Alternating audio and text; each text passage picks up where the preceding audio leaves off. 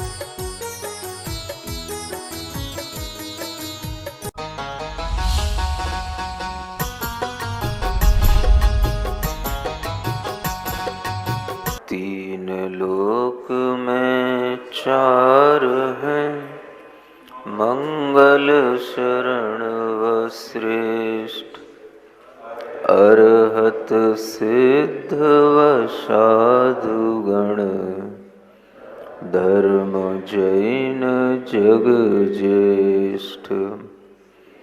तीर्थंकर जिन देव की, जिन वाणी को ध्याय, सार्वधर्म संक्षेप से कहूँ चित्त हुलसाए।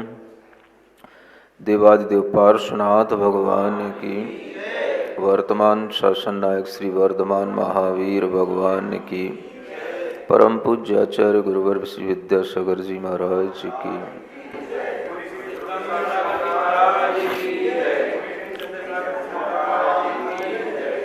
तृतीय ढाल के 9वें छंद से पढ़ना प्रारंभ करते हैं। सम्यक दृष्टि को नित होवे, धर्म धर्म फल प्रीति, यह संवेग तथा निर्वेद, भवतन भोग विरक्ति, आत्म साक्षी का मैं अग्निंदा, गरहा गुरु से कंपा, उपशम भाव क्षमा परिणाम, सर्व प्राणी अनुकंपा, रत्नत्रय धारी में भक्ति, साधर्मी से नेह, 8 गुणों के पालन से ही, सम्यक दर्शन लेह, चौथे से पंचम सप्तम जा, आदि तीज आ जावे, लघु मुहूर्त 66 33, सागर काल रहावे, 12 व्रत धर त्रस हिंसा तज, थावर घात न कीजे, देश विरति पंचम गुण थानक, संयम रति निज लीजे, गुण श्रेणी प्रतिपल, विधि निर्जर को पावे, मध्यम अंतर आत्म सोही, मध्यम पात्र कहवे, त्रस थावर हिंसा से विरति, पंच महाव्रत धारी, उदय में हो प्रमाद की बारी, 106वें गुण थानक मुनिवर, उत्तम पात्र बने हैं। प्रमाद पने हैं होय प्रवृत्ति भी सप्तम में शुभोपयोगी होते मध्यम अंतर आत्म भी वे ध्यान विना विधि खोते निज आत्म में लीन मुनीश्वर शुद्धोपयोग लहावे उत्कट अंतर आत्म होके स्वानुभूति रस पावे। यह 13वें छंद में मुनि महाराज की ही चर्या का वर्णन किया गया है। कल आपको 12वें छंद के माध्यम से 6वें 7वें गुणस्थान में मुनि महाराज के प्रमाद और अप्रमाद ये दोनों प्रकार की स्थितियां बनती हैं, इसके बारे में बताया था। प्रमत्त और अप्रमत्त इसी गुणस्थान का नाम इसीलिए आ जाता है क्योंकि जो प्रमाद से सहित हो उसे प्रमत्त कहते हैं और जो प्रमाद से रहित हो उसे अप्रमत्त कहते हैं। यह प्रमत्त और अप्रमत्त दशा गुणस्थान के अनुरूप हर अंतर मुहूर्त में परिवर्तित होती है और यह न चाहते हुए भी यह होना अवश्यम भावी होती है। अवश्यम भावी समझते हैं?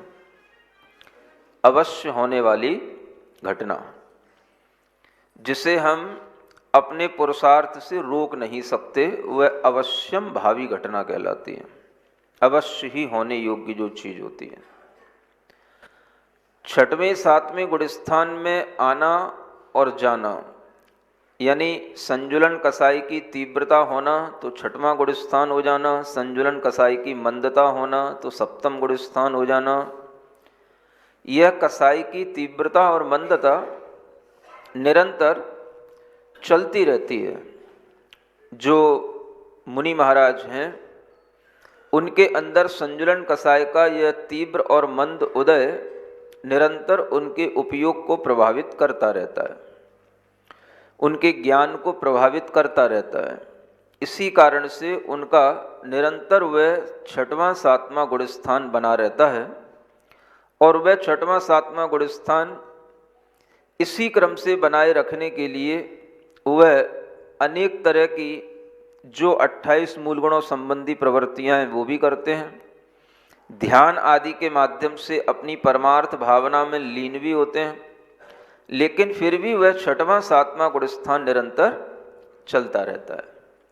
आपने कभी पहले जो घड़ियां चलती थीं, इन घड़ियों में तो पता नहीं क्या होता पहले जो हैंड वॉच होते थे उनमें अंदर जब कभी खोल करके देखा जाता था तो उसमें एक स्प्रिंग के साथ में वो घड़ी के अंदर एक डायल होता था, वो घूमता रहता था, यूं यूं यूं यूं घूमता रहता था। समझ आ रहा? और वही चीज जब बड़ी घड़ियों में देखने को मिलती है, जो दीवार पे लगी हुई बड़ी घड़ियां होती हैं जिनमें पेंडुलम घूमता रहता है ना। तो वह पेंडुलम एक निश्चित गति से, मान लो नीचे 6 का अंक है तो वो 6 से थोड़ा सा इधर जाएगा, 5 की तरफ, फिर 6 पे आएगा, 7 की तरफ जाएगा, फिर 6 पे आएगा, फिर 5 की तरफ जाएगा। उसका घूमना सिर्फ इतना ही होगा, वो पेंडुलम का हिलना सिर्फ इतना ही होगा और उसके हिलते रहने से वह घड़ी पूरी चलती रहती है और उसके हिलने से ये सूचक होता है कि वह घड़ी सही चल रही है। तो ये पेंडुलम की तरह ही इस तरह से नीचे ऊपर नीचे ऊपर नीचे ऊपर एक जो है संजुलन कसाई की तीव्रता, फिर सामान्य मंदता, फिर तीव्रता, फिर मंदता, ये क्रम मुनि महाराज के अंदर गुणस्थानों के माध्यम से चलता रहता है। इसी को कहते हैं 6वां 7वां गुणस्थान। और इस 6वें 7वें गुणस्थान में सब तरह से वह मूल गुणों का पालन आदि करते हुए अपने ध्यान आदि की क्रियाएं भी करते हैं और इसी गुणस्थान में रहते हुए ही उन्हें ऊपर उठना होता है। एक तरह से ऐसे समझें कि जैसे किसी को कोई जंप लगानी है, तो जंप लगाने से पहले ऐसा नहीं होता कि वो आकर के खड़ा हो गया और खड़ा होकर के ऐसे जंप कर दिया। आपने कभी जंप लगाई है? नहीं लगाई हो, देखा तो होगा ही। जब हमें हाई जंप लगानी होती है तो हमें पीछे से थोड़ा सा चलते हुए आना पड़ता है, दौड़ते हुए आना पड़ता है, ताकत लेके आना पड़ता है, और वही जो ताकत है फिर वो उसकी जंप लगाने में काम आती है ना। यह जंपिंग की प्रोसेस में जैसे पहले दौड़ने का मतलब है एक एनर्जी कलेक्ट करना, और उसी के माध्यम से फिर वह आगे की दौड़, आगे की जंप में वह बहुत बड़ी खाई को भी पार कर पाता है ना। जैसे महाराणा प्रताप का घोड़ा अगर कभी आपने देखा हो, देखा है? वह चेतक घोड़ा महाराणा प्रताप का जब अंत समय में वह युद्ध होता है और वह युद्ध के मैदान में भी जब जख्मी भी हो जाता है तो भी वह दौड़ता है, और एक नदी होती है, नदी का बहुत बड़ा पार्ट होता है, उस पार्ट को छलांग लगा करके क्रॉस करता है, और छलांग लगा करके क्रॉस करके वह उसको, राणा प्रताप को उस नदी के उस तट के पार तक तो पहुंचा देता है। चूंकि पीछे दुश्मनों की सेना चल रही होती है तो उस घोड़े ने उसको पार तो करा दिया, लेकिन वह जख्मी होकर के गिर पड़ा तो वह उसका मरण हो गया। यानी घोड़ा भी जानता है कि किस तरह से दौड़ना चाहिए और कितनी छलांग लगाने की उसमें हिम्मत हो सकती है। ये आप उस घटना से देख सकते हो। कभी उदयपुर जाओ तो वहां पर देख के आना, इस तरह की म्यूजियम बने हुए हैं, वहां पर वो घटना पूरी की पूरी, कहां पर कैसे घोड़ा गिरा और कहां पर कैसे वह राणा प्रताप वहां से जो है जख्मी हुए और कहां से किधर वो भागे, ये सारा का सारा विवरण उधर दिया रहता है। तो कहने का मतलब यह है कि जब हम कोई ऊपर चढ़ते हैं या हम लॉन्ग जंप लेते हैं या हाई जंप लेते हैं तो हमें पहले कुछ एनर्जी कलेक्ट करनी पड़ती है। उस एनर्जी के लिए ही यह प्रोसेस होता है।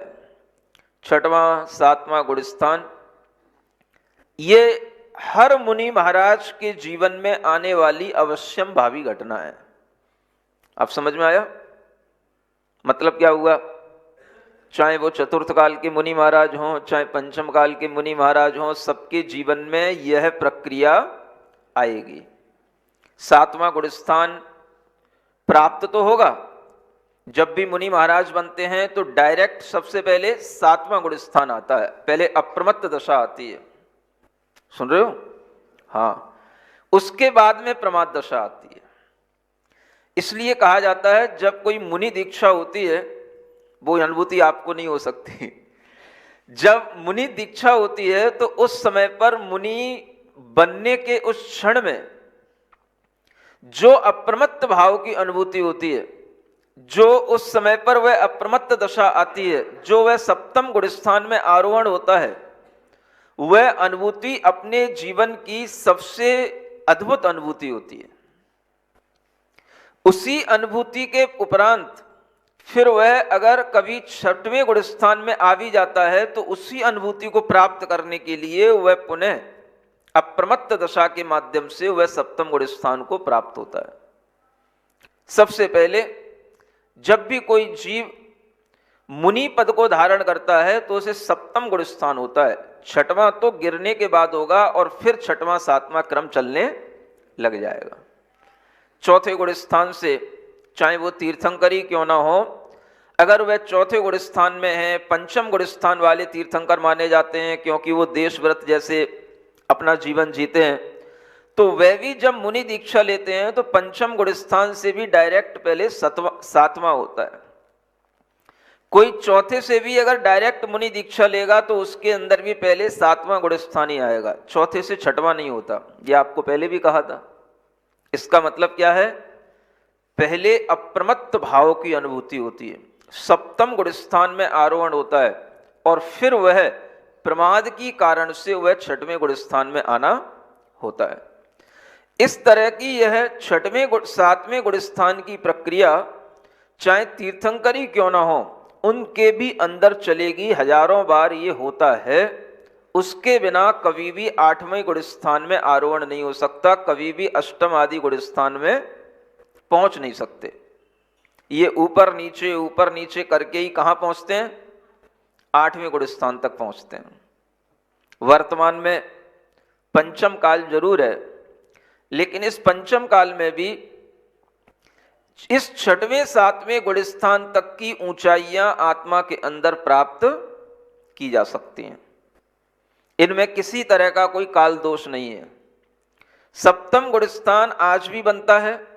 सप्तम के आगे के गुणस्थान ये पंचम काल में नहीं बनते, ये उस काल में बनेंगे जब वज्र वृषभ नाराज जैसे उत्कृष्ट सेनन हो, चतुर्थ काल हो। उस समय पर वह यह उत्कृष्ट सेननों के साथ में उपसम श्रेणी या छपक श्रेणी के ऊपर गति होती है, तब वह आगे के गुणस्थान बनते हैं। इसलिए ऊपर के गुणस्थानों में जाने के लिए तीर्थंकर भी क्यों ना हो, उन्हें पहले छठवें सातवें गुणस्थान में हजारों बार आना और जाना करना होता है। एक दो सैकड़ों बार नहीं, कितनी बार? हजारों बार। आप लोग कहते हो भरत चक्रवर्ती केस लॉन्च करते करते केवल ज्ञान को प्राप्त हो गए। लोग ऐसा बोलते हैं, है ना? सुना भी होगा, सबने सुना है। भरत चक्रवर्ती इतनी जल्दी एक लघु अंतर मुहूर्त में ही केवल ज्ञान को प्राप्त हो गए, दीक्षा लेते ही केवल ज्ञान को प्राप्त हो गए। और किसी ने तो अति ही कर डाली, जब केस लॉन्च कर रहे हैं तो अभी दीक्षा हुई कहां? तो केस लॉन्च करते करते ही केवल ज्ञान को प्राप्त हो गए। माने उन्हें इतनी जल्दी कराना है कि ये भाषा जो है इतनी जल्दी बन गई कि वह केस लॉन्च भी नहीं कर पाए और उन्हें केवल ज्ञान को प्राप्ति हो गई। ये भक्तों की थोड़ी अति है। सुन रहे हो? भरत चक्रवर्ती को मानने वाला एक विशेष भक्त समुदाय अलग रहता है, जो हमेशा भरत चक्रवर्ती का ही उदाहरण दिया करते हैं। भैया घर में रह करके वैरागी रहो, कैसे रहो? तो भरत चक्रवर्ती की तरह रहो। एक उदाहरण उनकी मुंह पे फिक्स होता है। कैसा उदाहरण है? तो उनके लिए बस एक सुनाया जाता है, उनके लिए ज्ञान में रहता है। इतना वैराग्य कि उन्हें केस लॉन्च करते करते केवल ज्ञान हो गया। लेकिन कभी भी किसी को केस लॉन्च करते हुए केवल ज्ञान नहीं हो सकता। केस लॉन्च करने के उपरांत जब वह सर्व परिग्रह का त्याग करके अपने अंदर महाव्रतों का संकल्प धारण करेंगे, उस समय पर उनके अंदर भी अंतर मुहूर्त का यह हजारों बार प्रमत्त अप्रमत्त गुणस्थान होगा। उसके बाद ही वो ऊपर के गुणस्थान उन्हें प्राप्त होंगे, और उसमें भी वह कई अंतर मुहूर्त लग जाएंगे, लेकिन वो सब मिला करके भी एक अंतर मुहूर्त ही होता है। केवल ज्ञान प्राप्ति अंतर मुहूर्त में तो हो सकती है, लेकिन वह अंतर मुहूर्त कभी भी छठवें सातवें गुणस्थानों में हजारों बार घूमे बिना नहीं आ सकता। ये इतना शॉर्ट टाइम रहता है कि वह छठवें सातवें गुणस्थान में भी हजारों बार आ जा चुके होते हैं, लेकिन वो आपको पता नहीं होता है। तो भरत चक्रवर्ती भी क्यों ना हो, उन्हें भी इसी तरह से छठवें सातवें गुणस्थान में आना जाना होता है, और तभी जाकर के वह अप्रमत्त भाव को एक स्थायी रूप में प्राप्त कर पाते हैं, क्योंकि आगे के गुणस्थान अप्रमत्त गुणस्थान ही कहलाते हैं। प्रमाद केवल छठवें गुणस्थान तक रहता है, सप्तम आदि गुणस्थानों में निरंतर अप्रमत्त भाव ही बना रहता है। यहां ये जो आपके सामने एक नया जो छंद आया है, इस छंद में 13वें नंबर के छंद में ये बताने के लिए प्रयास किया जा रहा है कि होय प्रवृत्ति भी सप्तम में शुभ उपयोगी होते। क्या लिखा है? अधिकतर लोग ये सोचते हैं कि सप्तम गुणस्थान का मतलब हो गया ध्यान अवस्था, अप्रमत्त होने का मतलब क्या हो गया? ध्यान अवस्था। लेकिन अप्रमत्त अवस्था का मतलब ध्यान ही नहीं होता, अप्रमत्त अवस्था में भी प्रवृत्ति होती है। प्रवृत्ति यानी हम चल रहे हैं, हम बोल रहे हैं, हम भोजन कर रहे हैं, ये सब प्रवृत्तियां हैं। और ये सब प्रवृत्तियां भी सातवें गुणस्थान के साथ होती हैं, और सातवें गुणस्थान में भी अप्रमत्त दशा के साथ में इस तरह की इन प्रवृत्तियों में कोई भी बाधा नहीं होती। ये बताने के लिए ये छंद आया है। लेकिन जब वह मुनि महाराज अप्रमत्त दशा में इस तरह से अप्रमत्त होकर के प्रवृत्ति करते हैं, तब भी उनको शुभोपयोगी ही कहा जाता है। क्या कहते हैं उनको? शुभोपयोगी। ये उपयोग जो होते हैं ये प्रवृत्ति के अनुसार, चर्या के अनुसार बदलते रहते हैं। अशुभ उपयोग तो एक तरह से देखा जाए पहले, दूसरे, तीसरे गुणस्थान में ही होता है। चौथे गुणस्थान से शुभोपयोग प्रारंभ हो जाता है, और वह शुभोपयोग धीरे धीरे बढ़ता जाता है। जैसे जैसे उसने व्रत लिए, संयम लिए, उसका शुभोपयोग बढ़ता जाएगा, तो चौथे गुणस्थान से पांचवें गुणस्थान का शुभोपयोग बढ़ा हुआ होगा, पांचवें गुणस्थान से छठवें गुणस्थान का शुभोपयोग और बढ़ा हुआ होगा, छठवें गुणस्थान से भी सातवें गुणस्थान का यह शुभोपयोग जिसमें की प्रवृत्ति हो रही है यह भी बढ़ा हुआ होगा। तो यह सप्तम गुणस्थान में जब प्रवृत्ति होगी तो वह मुनि महाराज के लिए शुभोपयोग की दशा उस समय पर उत्कृष्ट दशा होगी। लेकिन उन्हें अंतरात्मा जो जगन्य, मध्यम और उत्कृष्ट कहा जाता है, तो वह अंतरात्मा उस समय पर वह मध्यम अंतरात्मा होंगे, और उस समय पर उनके लिए यह मध्यम अंतरात्म भी वे ध्यान बिना विदिक होते। यानी वह मध्यम अंतरात्मा है, ध्यान के बिना है, क्योंकि प्रवृत्ति हो रही है तो उस समय पर वो ध्यान नहीं। कौन सा ध्यान? जो आंख बंद करके आत्मा का ध्यान होता है वो ध्यान नहीं है। लेकिन ध्यान किस चीज का है? जो प्रवृत्ति कर रहे हैं उस प्रवृत्ति का ध्यान रखना भी अप्रमत्त अवस्था कहलाती है, अप्रमाद अवस्था कहलाती है। इसी को कहते हैं भीतरी सावधानी। क्या बोलते हैं? कोई भी क्रिया आप कर रहे हो, वह क्रिया आप सावधानी पूर्वक जो शास्त्रों के अनुसार कही गई है उसी के अनुसार कर रहे हो, तो वह भी आपकी अप्रमत्त दशा है, और उस अप्रमत्त दशा के साथ भी होने वाली वो क्रिया अप्रमत्त क्रिया के नाम से कही जाएगी। उस समय पर परिणामों में उत्कृष्ट शुभोपयोग रहेगा, अंतरात्मा की दशा मध्यम होगी, लेकिन उस समय पर भी वह विधि निर्जर को खोते, यानी वह उस समय पर भी असंख्यात गुणी कर्म की निर्जरा करते रहते हैं। प्रवृत्तियों में सावधानी होना यह अप्रमत्त दशा का भाव होता है। जब मुनि महाराज चलते हैं तो चलते हुए आप भी चलते हैं और मुनि महाराज भी चलते हैं। दोनों की प्रवृत्ति में कुछ अंतर होता है। आप भी मुनि महाराज के साथ चलते हैं, लेकिन मुनि महाराज चलते हुए भी प्रमत्त अप्रमत्त गुणस्थान में कैसे चलते हैं, ये आपको कैसे पता पड़ेगा? उनका अप्रमत्त भाव वहां पर कैसे बना रहता है? तो उनका अप्रमत्त भाव जैसे ही वो अपना एक पैर उठा करके आगे रखते हैं तो पैर कहां रखना है, ये रखने का जो ध्यान है ये उनका अप्रमत्त भाव होता है। पैर उठाने की प्रवृत्ति हुई, ये प्रमत्त भाव हो गया, क्रिया करनी है, पैर उठ रहा है। सुन रहे हो? पैर उठ रहा है, और पैर उठ के कहां रख रहा है? तो देखते हुए रखा जा रहा है। किसी जीव के ऊपर वो पैर न रख जाए, देखते हुए वह सावधानी पूर्वक चलना, ये उनका अप्रमाद दशा है, अप्रमत्त भाव है। इसी का नाम सप्तम गुण स्थान है, समझने के लिए। और जो देख करके वह चल रहे हैं, ये जो प्रवृत्ति है, तो इसमें अप्रमत्त भाव भी आ गया, और जो प्रवृत्ति है वह क्रिया जो हो रही है वो प्रमाद के साथ इसलिए होगी क्योंकि चलना है, तो चलने की क्रिया उन्होंने अपना आत्म ध्यान छोड़ करके या चलने की क्रिया प्रारंभ की, माने वह अपने अप्रमत्त भाव को छोड़ करके प्रमाद भाव में आकर के चलने की क्रिया करना शुरू किए। तो ये चलने की क्रिया होना, ये क्रिया का प्रारंभ होना, ये हम प्रमाद का सूचक कह सकते हैं। लेकिन वह क्रिया सावधानी पूर्वक होना, ये अप्रमाद का सूचक है। पैर उठना, ये प्रमत्त गुण स्थान हो गया छठवां, और पैर सावधानी पूर्वक रखना, ये सातवां गुण स्थान हो गया।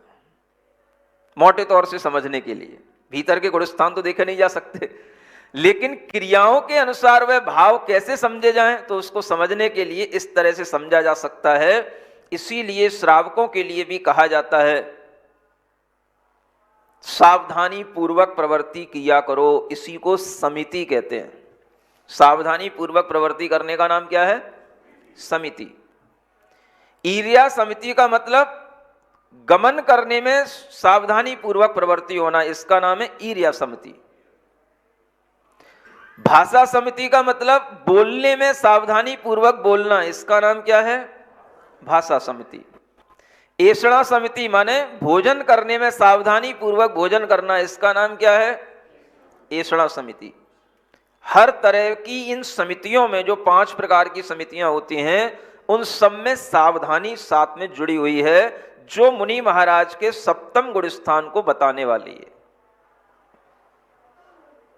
कभी भी प्रवृत्तियां होंगी, प्रवृत्तियों के बिना रहा नहीं जा सकता, और प्रवृत्तियां होते हुए इस तरह की सावधानी के साथ प्रवृत्ति करना, यही उनके अंतरंग का भाव लिंग कहलाता है। 6वें 7वें गुण स्थान में निरंतर प्रवृत्ति होना भी भाव लिंग को बनाए रखता है।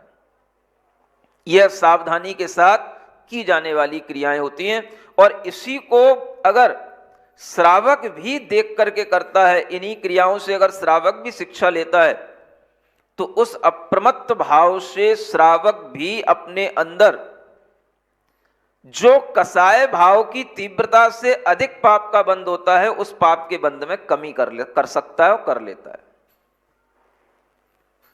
चलते तो आप भी हो, बोलते तो आप भी हो, खाते पीते तो आप भी हो, लेकिन कोई भी काम सावधानी पूर्वक नहीं होता। क्या खाना, देख करके खाना, जो चीज ले रहे हैं वो चीज शुद्ध है कि नहीं है, इस तरह का विचार पूर्वक भोजन करना, अगर ये भी आपके लिए होगा तो आपकी सावधानी के कारण से आपको उस समय पर शुभोपयोग अच्छा बनेगा, आपके लिए पुण्य का बंध होगा और पाप क्रिया के बंध से आप बच जाओ।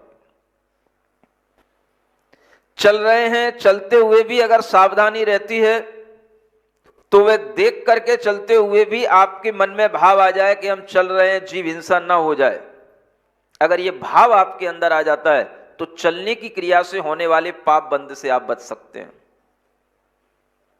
क्रिया में पाप का बंध होगा, लेकिन उस क्रिया में होने वाले पाप बंध से आप बच जाएंगे कब? जब आपके अंदर सावधानी का भाव हो। अगर आप अपने अंदर इस तरह का सावधानी का भाव ले आए, चलते हुए जीव हिंसा ना हो जाए, बोलते हुए भी किसी को बुरा ना लग जाए, खाते हुए भी कुछ बुरा खाने में ना आ जाए, कोई चीजें उठाते रखते हुए भी किसी जीव का वध न हो जाए, ये सब अगर ध्यान आप रख सकते हो तो आपकी इन क्रियाओं के माध्यम से भी आप अपने पाप बंध से बच सकते हो। आसान है, कठिन कुछ नहीं है। और ये आसान अगर अपनी चीजें पहले से ही प्रैक्टिस में आ जाती हैं तो बाद में कभी ना कभी आपके मन में अगर कभी कुछ क्षुल्लक बनने का भाव कभी बुढ़ापे में तो आ ही सकता है, कभी ना कभी नहीं आ सकता। आजकल आचार्य महाराज ने साधिकाओं के भी आश्रम खुलवा रखे हैं स्त्रियों के लिए, तो उनके अंदर भी भाव बन सकता है कि भाई हम अपने जीवन को अंत समय में कैसे गुजारें, अंत समय में जीवन निकालने के लिए ऐसे स्थानों पर अपना जीवन निकालने के लिए पहुंचो। एक दूसरे के वहां पर आपके लिए सहयोगी बनेंगे, वहां पर आपको व्रत आदि करने का भी एक वातावरण मिलेगा और उसके माध्यम से आपका जीवन अंततः जो शांति पूर्वक होना चाहिए, धर्म ध्यान पूर्वक जो एक मरण की प्रक्रिया होनी चाहिए, वो वहां पर आपके लिए उपलब्ध हो सकेगी। ऐसे आश्रमों में पहुंचो। पुरुषों के लिए भी आश्रम खुले हुए हैं, नेमावर आदि जगहों पर, समझ आ रहा है। तिलवारा में देखो छुल्लक जी दीक्षा लेकर के रह ही रहे हैं। तो इस तरह की अगर विचारधारा भीतर होगी तो ये सब आपके लिए दीक्षा के उपरांत ये सब आपके लिए बड़ा आनंद देने वाला होगा और आपको इसमें कोई कठिनाई नहीं लगेगी, क्योंकि आपका अभ्यास पहले से है। एक श्रावक भी इस तरह के छोटे छोटे अभ्यास पहले से कर सकता है। पाप से बचने का अगर भय हो तो ये अभ्यास आएगा। सम्यक दृष्टि जीव के अंदर जब संवेग भाव बताया था तो संवेग भाव के दो अर्थ बताए थे, एक तो धर्म और धर्म के फल में प्रीति होना, और दूसरा संवेग का मतलब होता है पाप से डरना, संसार से भय उत्पन्न होना। तो अगर आपके अंदर पाप से डर होगा तो आप सोचोगे कि भाई पाप का बंध ना हो तो क्या करें। कई लोग पूछते हैं महाराज अब काम तो करना पड़ेगा, घर गृहस्थी के सब काम करने ही होते हैं, पाप का बंध ना हो क्या करें। तो आप सावधानी पूर्वक हर काम करो, विचार पूर्वक हर काम करो। आप ये सोच करके काम करो कि हम ये जो कार्य कर रहे हैं इससे कोई हिंसा तो नहीं हो रही है, और अगर हो रही है तो हम उसके लिए बाद में फिर से कोई प्रायश्चित कर सकें, पश्चाताप कर सकें, अपने अंदर एक प्रतिक्रमण का भाव लाएं। इस तरीके का अगर आपके अंदर विचार चलता रहेगा तो आपके अंदर होने वाले पाप बंध में कमी आती चली जाएगी, आपके परिणाम शुभ होंगे। तो शुभ कर्मों के बंध से शुभ ही कर्मों का उदय होगा, जो आपके जीवन में शुभ ही घटित होगा। यह कर्म का सिद्धांत है। आप जिस समय पर जैसा कर्म बंद करेंगे उसी तरह के कर्म फल आपके लिए उदय को प्राप्त होंगे। तो अगर आप शुभ भाव बना करके रखेंगे तो जो आपके अंदर अशुभ कर्मों का उदय आ रहा है वो बच जाएगा। उसके फल से जो आपको नुकसान होना है उससे आप अपने आप को बचा ले जाओगे। परिणाम कैसे रखना चाहिए? शुभ, पुण्यमय परिणाम, शुभ परिणाम। देव शास्त्र गुरु का हर समय पर अगर हम ध्यान नहीं कर सकते कोई बात नहीं, लेकिन गुरु की कोई ना कोई बात को मान करके, जिनवाणी की कोई ना कोई बात को मान करके तो हम अपने जीवन में उसका कुछ ना कुछ आचरण कर सकते हैं। नहीं कर सकते? बोलो तो। कर सकते हैं, कुछ तो कर सकते हैं। हम मान लो चल रहे हैं, देखते हुए चल सकते हैं, जितना संभव है उतना ही सही। जब पैदल चल रहे हो तो पैदल देखते हुए चलो, जब साइकिल पे चल रहे हो तो साइकिल पे भी देखते हुए चलो, मोटरसाइकिल पे चल रहे हो तो उस पे भी देखते हुए चलो, और जब फोर व्हीलर में चल रहे हो तो उस पे भी देखते हुए चलो। अब देखते हुए क्या चलो, सामने से गाड़ी ना आ जाए बस इतना ही देख सकते हैं। फोर व्हीलर वाला फोर व्हीलर वाले को देखेगा, टू व्हीलर वाला टू व्हीलर वाले को देखेगा। अगर थोड़ी सी भी सावधानी इस तरह की बनी रहे कि कहीं कोई बहुत जीवों का झुंड तो नहीं, कहीं कोई जीवों की हिंसा का कोई बहुत बड़ा कार्य तो हमारी गाड़ियों से नहीं, ऐसा भी अगर आपके मन में कहीं कोई विचार भी चलता रहेगा तो भी आपके पाप बंध में कमी बनी रहेगी। विचार तो करो कम से कम। अब मान लो आप फोर व्हीलर चला रहे हो, कार चला रहे हो, तो अब उस कार को चलाते हुए आप चींटी को तो देख नहीं सकते, नहीं समझे? चींटी, चींटे, मकड़ी, छोटे मोटे जीव तो आपको दिखाई नहीं देंगे। अब तेज गाड़ी चला रहे हो तो बड़े बड़े जीव भी उसमें चले जाएंगे तो वो भी आपको पता नहीं पड़ेंगे। जो सड़क पे रेंगने वाले जीव होते हैं, मान लो कभी कोई सर्प निकल गया, कोई छिपकली निकल गई, मेंढक एंढक भी आपको दिख जाए तो बहुत बड़ी बात है, नहीं समझे? तेज गाड़ी की रफ्तार में क्या दिखाई देगा? तो आप समझो कि आप अगर गाड़ी चला रहे हो तो भी आप ये भाव कर सकते हो कि कहीं इस तरह के हमारे इस ड्राइविंग से, इस तरह की हमारी गाड़ी चलाने से कहीं इन जीवों का घात तो नहीं हो रहा है। अगर आप केवल मन में भी विचार करोगे कहीं ऐसा जीव घात तो नहीं हो रहा है, कहीं जीव घात न हो जाए, तो इस दया परिणाम के माध्यम से भी आपका उपयोग शुभ बना रहेगा। अब अशुभ तो आपको करना ही है, गाड़ी चलाए बिना तो रहा नहीं जा सकता, लेकिन मन में दया का भाव रख करके चलाओ तो वह दया का परिणाम आपके लिए कुछ जो पाप तीव्रता के साथ में बंद को प्राप्त होता वो आपके लिए कम हो जाएगा, और उस परिणाम के कारण से आपके उपयोग की शुभता बनी रहने से वह पाप कर्म की जो तीव्रता का उदय आने वाला होता है वो भी कम हो जाता है।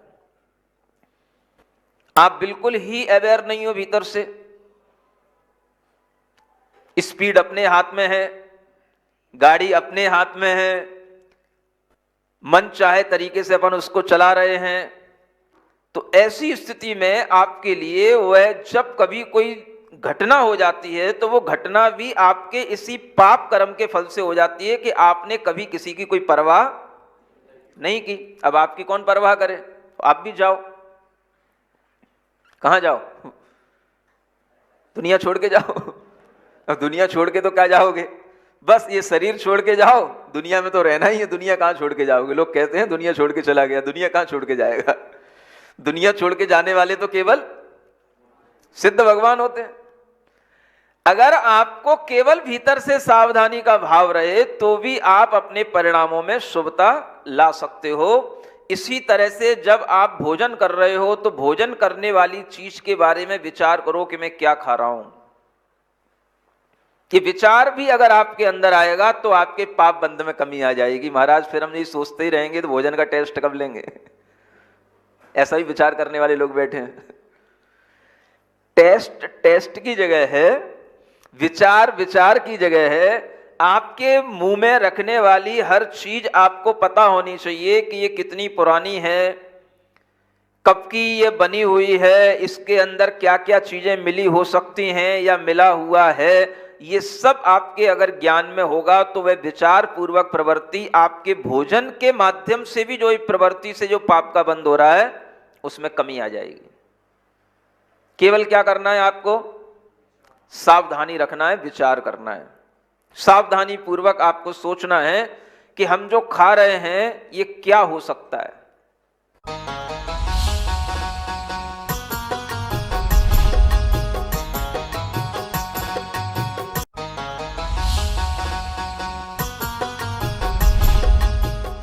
इस कार्यक्रम के पुण्यार्चक थे